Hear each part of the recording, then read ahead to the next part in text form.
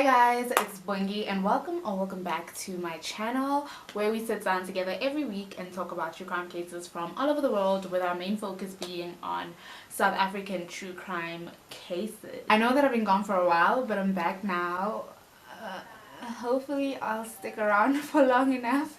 But anyway, today we're going to be talking about the case of Morne Harmse, also known as the Samurai Killer.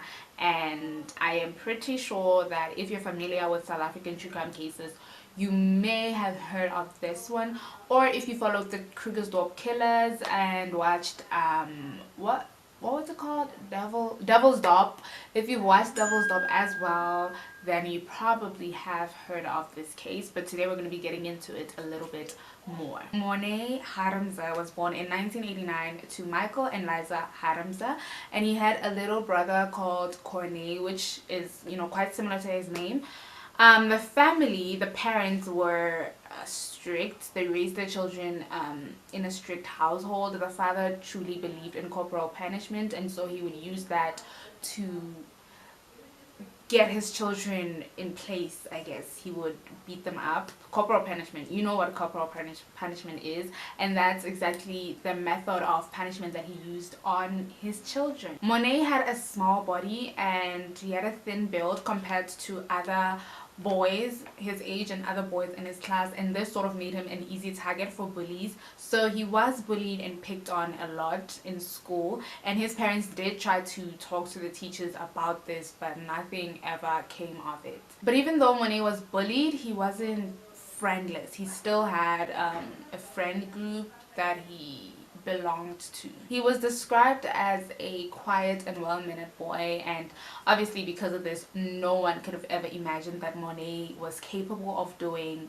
what he ended up doing later on in his life. Morne was interested in melee weapons, particularly knives and swords and stuff like that, and he was also interested in being a ninja, and he would do some ninja stunts from time to time. His family would gift him with 2 katanas / swords because of this interest of his, and he would also go on to buy himself 1 more. So sometime during his teenage years, Morne got interested in Satanism. He owned a spell book and an Ouija board, and I guess he would play around with these and try to like cast spells and summon spirits and whatever else you do with a spell book and an Ouija board. Is it Ouija or Ouija? I'm not sure, but I think I've heard in a couple of movies. I think in a couple of movies that was pronounced as Ouija, so that's what I'm gonna run with, Ouija. Around the same time, he also started listening to a band called Slipknot, and he also got some of his friends to listen to the band as well. So if you're like me and you don't know what exactly is Slipknot, Slipknot is like a metallic rock band, and they wear these masks on their faces, and I didn't really read up that much on them, but apparently one of the members used to wear like a clown mask to rehearsals and stuff, and so they had this great idea that they should all start wearing masks, unique masks, maybe to like show their different personalities. I'm not really sure. I just read like a tiny passage about that, but basically they wore masks and they are a heavy metal band. I listened to one song and I don't even think I listened to it for like 30 seconds. It was just loud, and I think it's typical for like metal bands to be loud. I don't really know, I'm not well educated on that, but you can correct me if you're a fan of the band, or if you know more about the band, feel free to drop it all in the comment section, and if you know more about metal, rock and stuff. So like I mentioned, each member of this band had like a unique mask, and so at some point Morne also started making masks that resembled those worn by the members of Slipknot. Morne and his friends were also apparently inspired by the Columbine shooters, Eric Harris and Dylan Klebold. So if you don't know what the Columbine shooters, who the Columbine shooters are, they are Eric Harris and Dylan Klebold, and the Columbine massacre still to this day happens to be one of the most popular school shooting. So the Columbine high school shooting was a school shooting plus an attempted bombing which took place on the 20th of April 1999 in Colorado in the United States. So the perpetrators in this incident were again Dylan Klebold and Eric Harris, and in total they ended up killing 1 teacher and 12 students. Then they went on to commit suicide in the school's library. 21 people were injured by the gunshots and 3 more people were injured while trying to escape. This shooting has inspired many other copycat killings, some of which were even 10 times more barbaric than this one, and some of which were just straight up copycat killings. Like some of them even wore the same outfits that Dylan and Eric wore. Some of them even had like I think it's called basement tapes, like where basically these 2 boys recorded like a video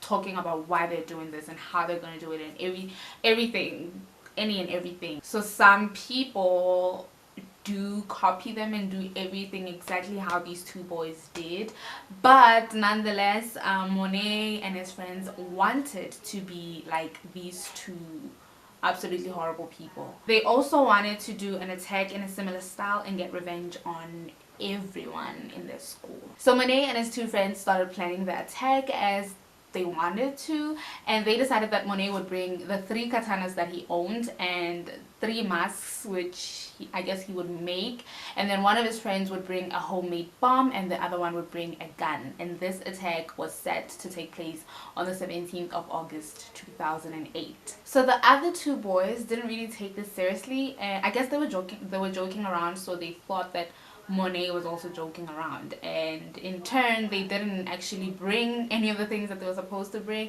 and they also didn't participate in this attack on the actual day. So the 17th of August 2008 came by and kids showed up at Nick Diedrich's Technical High School as per usual, and nobody thought that what was about to happen was about to happen. So at around 7 a.m. Morne arrived at school with a big bag that contained the 3 katanas and the 3 masks that he had to bring, and some knives were also found in the bag and a homemade bomb. So Morne came prepared. So he approached his friends and they asked why he had all these weapons and masks, because they thought that he was joking, and he just told them that he was gonna go ahead with the plan. One of the pupils at the school called Sean Collins, I'm not sure if Sean was one of his friends or not, but he approached Morne and told him to put the bomb down, and obviously Morne refused, so Sean just grabbed the bomb and threw it away, and luckily it didn't go off. Morne also tried to get one of his other friends, Max Brechlin, to join in. He tried to get Max to wear the mask, but Max refused, and so Morne went on with his day. People who actually saw Morne up close said that his eyes were red and black like that of a crazy person. So I don't know what that's about, but his eyes were clearly stood out, you know. They also reported that the whole time he was speaking in a weird voice that resembled the Joker's voice from Batman. And I don't think I've ever watched Batman movies, but I just know a short clip of Joker saying, "Why so serious?" And I think maybe that's the voice that he was making, but I don't know. Both Sean and Max decided to just go on with their day. They headed to assembly with the other kids, but Morne decided to continue to go ahead with the plan anyway. So at around 7:20 a.m. Morne put on one of the masks with black face paint or black paint underneath, and then he put on shoulder pads, knee pads, and black gloves. He took out one of the katanas, which was about 60 centimeters long, and he headed to the assembly. As he entered the hallway into the assembly, some of the students saw him and laughed at him, asking why he was dressed like that. Little did they know that Morne had a deadly plan up his sleeves. He approached 16-year-old Jack Pretorius, who was in the 9th grade, and as he approached him, he looked over to a group of students near him and he said, "Hey, you want to see something cool?" before proceeding to slash Jack's neck, killing him instantly. Jacques' friend was walking with him, and when this happened, he said that at first he thought it was a joke, but as soon as he saw the blood, he knew that it was real, and he tried to save his friend, but unfortunately it was too late. And I'm assuming that he thought that it was a joke because I don't think you would ever imagine that such a thing could happen at your school. I don't think so. And I think everything just happened in just a split second, and he had all of these different thoughts going on in his head, and he just didn't know what the actual hell was going on. The crazy part about this is that this was Morne and Jack's first encounter. Neither one of them knew each other. It was a fatal encounter. So after killing Jack, the students saw what was happening and they panicked. They were screaming and they immediately started running in all different directions, just trying to get the hell away from there and get as far as possible from Morne Harmse as possible. Morne then walked down the hall and he came across 17-year-old Stephen Boer. He then slashed him to the back of the head and to his legs, obviously leaving him critically injured. Two of the school's groundskeepers, Joseph Kodiseng and Simon Manamela, saw what was happening and they immediately rushed to Morne to try and stop him. They tried to tackle him and Morne fought back by attacking them with his 60 centimeters long sword. Simon Manamela was struck in his arm and Joseph Kodiseng was struck in his ear, and he actually lost part of his ear during this attack. Both of them thankfully survived the attack, but obviously following the attack they were in a critical condition and they were also, you know, critically injured. At around 7:45 a.m. was when Morne finally concluded his attack. So how he concluded this attack was actually by sitting on a brick wall and striking his sword onto the ground. His younger brother Kone saw him, then he rushed to him, grabbed the sword and then tackled him, or he tackled him and grabbed the sword, but some tackling happened and some removal of the sword took place. Morne started to come down when he realized that he had just been tackled by his brother, and apparently that's when he sort of came back to his senses and realized everything that was happening around him and everything that he had done. He was then grabbed by some teachers and taken to the principal's office where his mask was removed. He was apparently asking what happened in a rather dazed state. He then told the teachers that Satan told him to commit this attack and that if he didn't do it on that specific day, he would die. And I guess this would explain why his eyes were weird and why he was speaking in a weird voice. But does it really? Is it really believable? Police were then called and they arrested Morne and charged him with 1 count of murder and 3 counts of attempted murder. After his arrest, he was taken to a mental hospital for a psychiatric evaluation and he stayed there for 2 months. During this evaluation, Morne said that he saw ghosts in a field or something, and it was concluded by the doctors that he did have some mental health issues as well as some personal struggles. While he was still in police custody, the police headed over to his parents' place and they searched Morne's room. They found an Ouija board, a spell book, a drawing of a pentagram, and a drawing of the school's plan, and there was a list of people's names on it, which was presumed to be like his hit list, the people that he wanted to kill on that day. In April of 2009, Morne pleaded guilty to all the charges and he was sentenced to 20 years imprisonment, but he never really mentioned what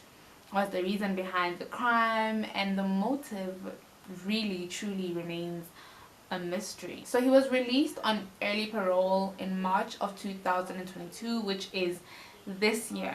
But a psychological report advised against this, saying that Morne Harmse is still a danger to himself and to society. And I guess the parole board decided that they're just gonna let him back into society again, even though the psychologist clearly stated that it won't be as easy for him to integrate back into society because he is still a danger to himself and to others. Morne was also not an A model prisoner anyway, because apparently while he was inside he had violent outbreaks and he would fight with other prisoners and he had just anger issues. He just wasn't a model A. Is it model A? I don't know, but he just wasn't a good prisoner. But anyway, he is now 32 years old and has served just 14 years of his sentence. So yeah. I think there was some sort of a satanic motivation behind the crime, but I don't really think that Satan told him to do it. I don't think the devil made him do it. To be honest, I think it's just his interests were odd, and he wanted to practice the things that he read up about a lot, because he did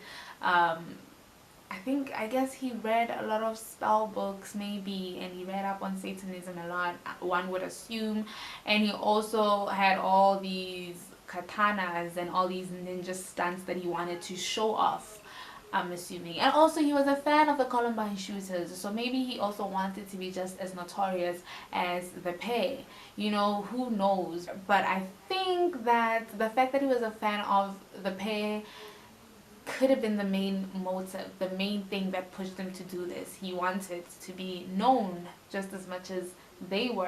And I mean, to be honest, he really isn't. He really isn't. So if that was truly his motive, did it work? Did it work though? Did it? Did it?